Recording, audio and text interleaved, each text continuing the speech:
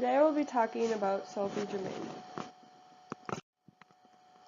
She was born in Paris on April 1st of 1776. She was born in an era of revolution because the year of her birth was also when the American Revolution began.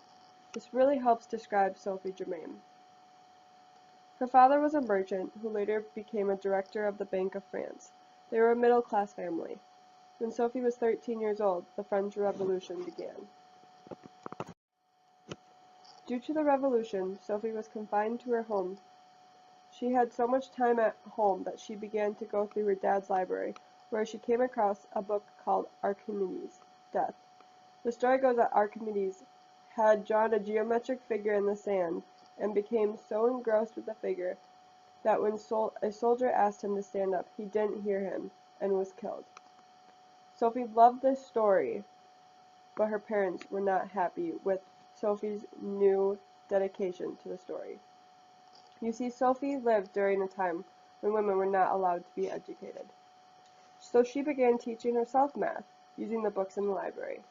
She began studying at night to escape them, and they would go to drastic measures to stop her by taking all her clothes so she would be too cold to get out of bed at night. When Sophie was 18, the École Polytechnique was founded, and it was an academy to teach math and science. Women, of course, were not allowed to be enrolled. She would use the secret name of M. Leblanc to submit papers to the school. Sophie was very interested in Carl Friedrich Gauss's number theory, and they even became pen pals.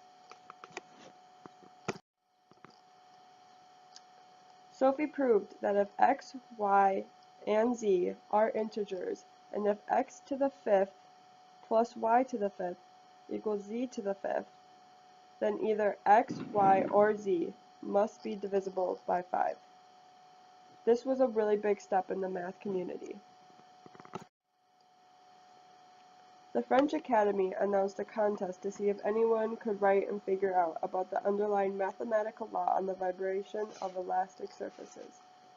Sophie submitted the only entry, but her lack of education was evident, and so she was not awarded the prizes. She was able to correct her errors and resubmit, but this only led to an honorable mention. Finally, on her third entry, she won. This was a big deal for women to win this. She was the first woman to attend the Academy sessions without being married to a member. Sophie Germain died when she was only 55 on June 27th of 1831. Sophie Germain was revolutionary for women everywhere.